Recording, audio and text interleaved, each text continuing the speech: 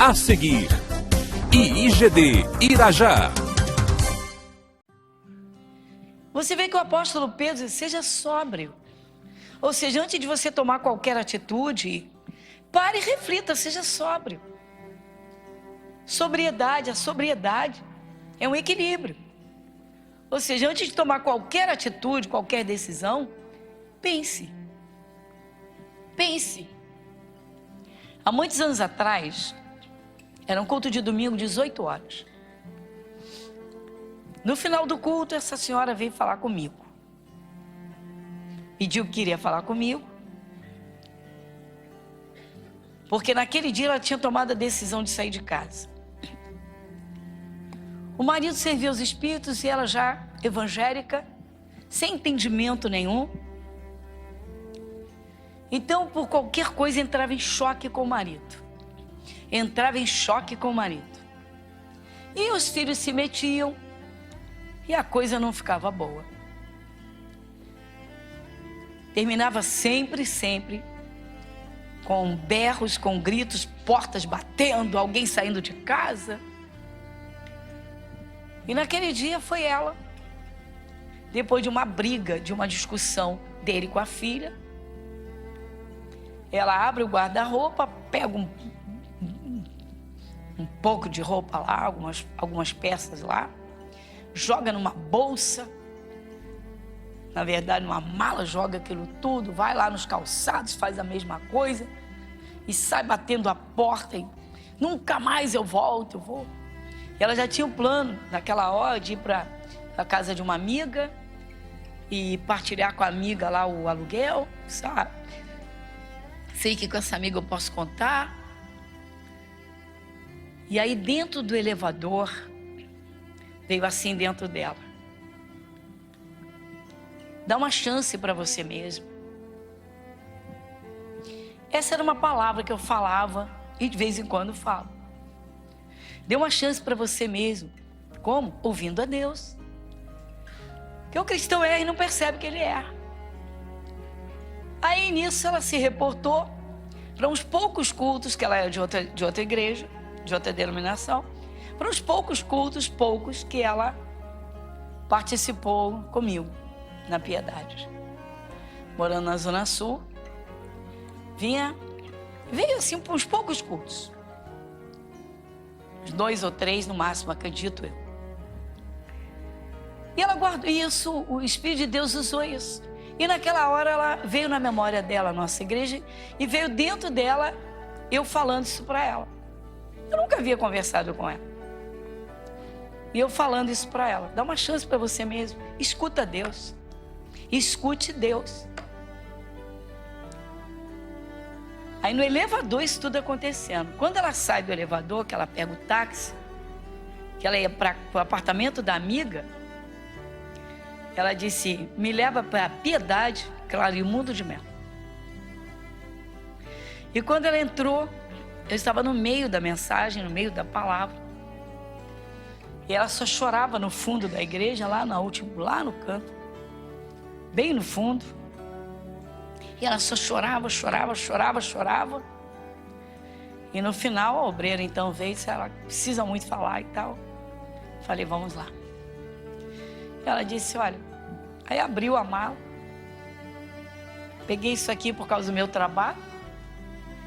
Mas eu decidi que não ia voltar mais para casa de jeito nenhum. Mas não sei por que cargas d'água, tentei no elevador, só me vinha a senhora. E eu participei, eu não me lembro agora se foram 2 ou 3 cultos. E ela disse, a senhora falava comigo, dá uma chance para você mesmo. Ninguém enxerga os seus próprios erros. Pastor, ele está lá na macumba, ele grita. Ele passa fim de semana envolvido, não sei de nada de traição, nada disso. Mas ele passa o fim de semana envolvido com tudo que gosta, com samba, com pagode, com isso, com aquilo. Segunda a sexta trabalho. E depois qualquer coisinha cria briga dentro de casa. Aí eu falei, é isso? Isso é pouco. Eu falei, e o que a senhora tem feito? Eu não sou de aço, né? Eu não sou de ferro. Falei, então a senhora entra na confusão. Eu brigo mesmo. Vou confessar para a senhora. Não sei ficar calada. Se eu escutar uma coisa que eu não gosto, eu vou abrir minha boca, eu fico chateada. Falei, então a senhora está dando motivo para briga. Eu falei, senhora, a senhora disse para mim que é de Jesus. E há muitos anos, desde menina. Falei, a senhora é de Jesus? Falei, a senhora está despida. Ela levou um susto. Não, pastor, eu me visto bem. A minha roupa está aqui.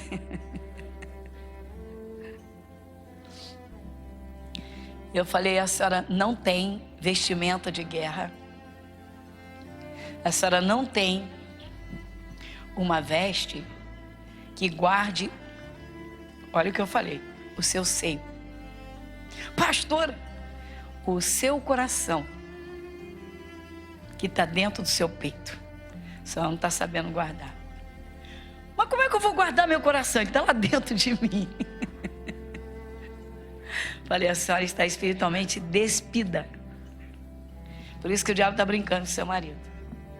Quando a senhora aprender a usar armas espirituais, ele vai se converter. O quê? Aquele pagodeiro? Falei, olha a boca, olha a boca, olha a boca, o pagodeiro. Falei, olha a boca. Então vamos lá. Levei-a lá na armadura de Deus. Vamos lá? Efésios 6. Começa no versículo 10. Tem um título acima. Qual é o título? Então pronto. Por que tem uma armadura na Bíblia, gente? Por que tem uma armadura na Bíblia? Para nós admirarmos. Você quer admirar a armadura? Hoje no Rio de Janeiro você nem está podendo. O museu pegou fogo. Porque se não tivesse, é sério, incendiado, você iria lá para ver as vestimentas, que aqueles soldados guerreiros usavam lá no passado, quando vestiam um peitoril de aço, que era bronze, se eu não me engano era bronze, não era aço não, era bronze, um negócio pesado, parecia ferro, porque se a flecha batesse, não entrava, se o dardo batesse, não entrava, e para completar, ele segurava um escudo, uma roda assim, gigantesca, que segurava assim, para que aparasse tudo que viesse sobre eles.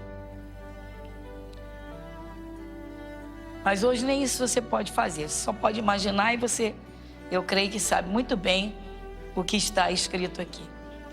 Então, hoje nós vamos ver 3 coisas para quem quer vencer batalhas e guerras. Às vezes a batalha é pequena, mas ela acaba numa guerra violenta, porque não houve quem soubesse desviar a coisa e levá-la a Cristo,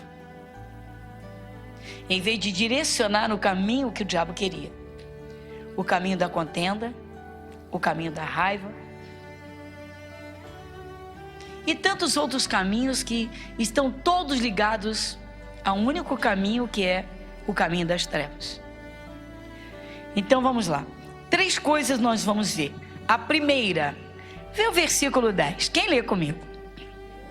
No demais, irmãos meus, fortalecei-vos no Senhor e na força do seu poder. Tá vendo? Não, que eu não estou aguentando, não aguento aquele homem, porque eu não aguento aquele homem, porque a senhora não sabe, porque ninguém conhece, só eu que isso não vai levar nada, isso não vai levar nada, isso só vai fazer o diabo dar gargalhada, isso não vai levar a nada, Deus não vai atuar nisso, Deus nem entra nisso, porque as nossas armas são outras. As nossas armas são outras, não tem nada a ver com isso. Murmuração, sentar num canto e ficar chorando, é isso que o diabo quer. Isso mesmo. O diabo fica dando gargalhada, tá vendo? Conseguir, eu machuco mesmo. Fortalecimento, irmãos. A primeira coisa que o cristão tem que fazer, tá? Quando ele está enfrentando batalhas, é se fortalecer. Fortalecimento. Quantas vezes o cristão pensa que ele vai perder a batalha ou que ele vai perder a guerra? Ele vem num culto, o Espírito de Deus nos abre uma parte da palavra que é uma arma poderosa. Aquela pessoa segura aquela arma, vai para casa com aquela fé, faz uma oração séria num canto a Deus. Daqui a pouco acabou o problema, porque Deus entrou na guerra dela, Deus entrou na sua batalha. O problema do cristão, irmãos, é que muitas vezes não põe Deus na sua batalha. Ele não permite que o Espírito de Deus entre nas suas batalhas. Ele fica lutando sozinho e pior, sem armas espirituais, sem vestes espirituais. O medo toma conta, o medo toma conta. O medo está dentro do coração. Como nós vimos aqui há 15 dias atrás, o Jó disse: o que eu mais temia me veio. Eu tinha medo, aquilo aconteceu comigo. O que eu mais temia me sobreveio. O que eu receava aconteceu. Ele disse exatamente isso. E os irmãos leram, nós lemos juntos. Por que ele tinha medo? O medo ocupa o lugar da fé. A fé tem de ocupar o lugar do medo. Onde essas coisas se alojam? No coração.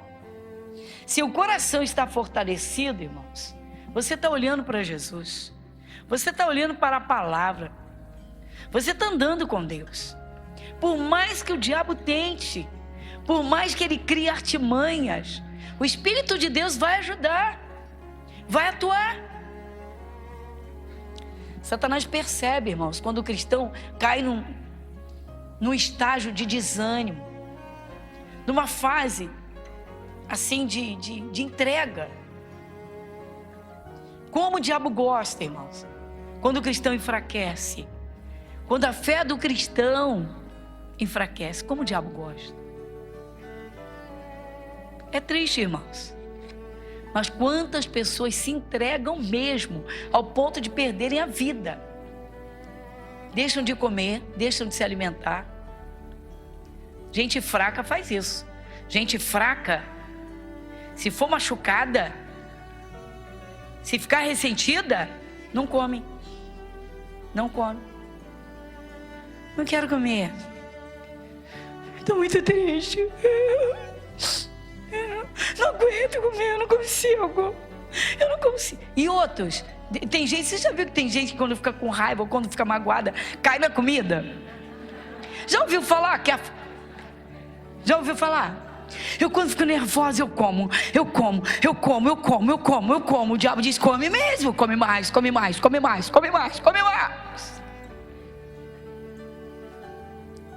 Depois a balança explode.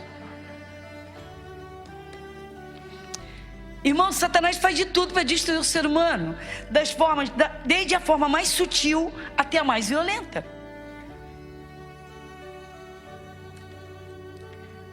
Deus não seria injusto, deixando os seus filhos à mercê, vulneráveis aos ataques do diabo, sem ter feito nada. Então você observa comigo que aqui inicia-se uma armadura, ou seja, uma vestimenta que deixa o cristão preparado para a guerra. Mas não é como a nossa roupa física. Nós temos que compreender coisas espirituais, porque muitas vezes a guerra se levanta de uma forma tão sutil, que o cristão não percebe. Ele não percebe. E ele cai nas armas carnais, ele usa as armas da carne. E aí se perde. Se perde. Porque quando o cristão cai na carne, ele cai em trevas. Ele cai na escuridão. Ele não enxerga isso, ele não vê isso. Então a primeira coisa que o Espírito Santo está nos dizendo na armadura, ele está dizendo: se fortaleça no demais. Lê comigo, Efésios 6:10. No demais, irmãos meus, fortalecei-vos no Senhor. Fortalecei-vos no Senhor. Olha, todos nós sabemos que Jesus Cristo é o Senhor de tudo. Para ser Senhor sobre a própria morte, Ele aprovou. Ele provou a morte, ele foi até a morte, ele foi à sepultura. Ele foi à sepultura e ele venceu a morte. A morte é uma inimiga feroz. A morte é uma inimiga feroz, violenta. Feroz. Todo ser humano um dia vai, irmãos. Mas não precisa ser de uma desgraça. Não precisa ser da fatalidade, como o pecador fala, como as pessoas leigas falam. Não precisa ser como obra do destino. No tempo, pela mão de Deus. Mas muita gente cai, irmãos. Eu apresentei aqui um quadro ainda há pouco, os irmãos riram, mas é uma realidade, irmãos. Tem gente que quando fica magoada, não come. E se não for vigiada, vai até a morte, vai a óbito. A pessoa come e passa mal, come e passa mal, come e passa mal. O que entra, sai, o que entra, sai. O organismo está rejeitando, o corpo está rejeitando comida. Por quê? Porque o coração está magoado demais. Tem gente, há pessoas que Satanás consegue numa prisão dessa. Ele consegue. Outros ele aprisiona de outras formas. Muitas vezes Satanás faz pessoas prisioneiras da depressão de tal forma que a pessoa esquece a vida, ela não quer mais viver. Ela perde a noção das coisas. Se tranca num quarto e não quer ver ninguém. Satanás está ali, aprisionando aquela pessoa. Eu lembro de uma senhora que me procurou e me pediu socorro para um sobrinho, que no terceiro período de direito, no terceiro período, o rapaz foi tomado por uma angústia, uma tristeza, uma depressão, se trancou no quarto e não quis mais conversa com ninguém. Era uma luta para comer. E ela pediu um socorro e eu enviei, um jovem de 22 anos, eu enviei 2 obreiros jovens, bem centrados, bem meninos de Deus mesmo, consagrados. E os meninos foram lá e conseguiram, que a família conseguiu que ele abrisse a porta, não abria a porta para ninguém, só para a mãe, para comida, e assim mesmo não queria comer. E tudo porque ele foi machucado por uma pessoa que ele considerava que era sua melhor amiga. Ele foi machucado e ele não queria mais viver. Então não chegou a tentar suicídio, mas de alguma forma estava tentando. Não queria comer, não queria ver gente. E os meninos conseguiram fazê-lo entender, apresentaram Jesus a ele, fazê-lo entender como o diabo estava aprisionando, que tudo aconteceu pelo coração. Ele entendeu, levou tempo. Isso não foi uma visita nem 2, não. Foi mais ou menos umas 6, 7 visitas. E ali insistindo e orando por ele, é claro, até que os olhos dele se abriram e ele falou: peraí, por que eu acabei com a minha vida desse jeito? Estou aqui trancado, não vejo mais ninguém, não quero mais nada. Ele disse: não, vou mudar. E aí assim foi. Veio à igreja, participou de foi aqui, foi também lá na Piedade. Tomou um banho, virou para os rapazes: não, hoje eu vou com vocês. E foi, e tal, e mudou, voltou para a faculdade, concluiu o curso para a honra e glória de Jesus, tá? Hoje vive bem. Agora, você vê, o diabo pegou onde? Pegou o coração dele. Por quê? Porque estava fraco. Primeiro não conhecia Jesus, não tinha o Espírito de Deus. Depois ele foi machucado. Vamos dizer que ele foi traído pela melhor amiga. Não sei lá o que foi, nem lembro agora o mérito da coisa, mas fraqueza de espírito. Quando o espírito está fraco, ou seja, quando a pessoa está angustiada, quando ela está bem para baixo, Satanás não perde tempo, ele se aproveita para aprisionar essa pessoa, ou até para acabar com ela.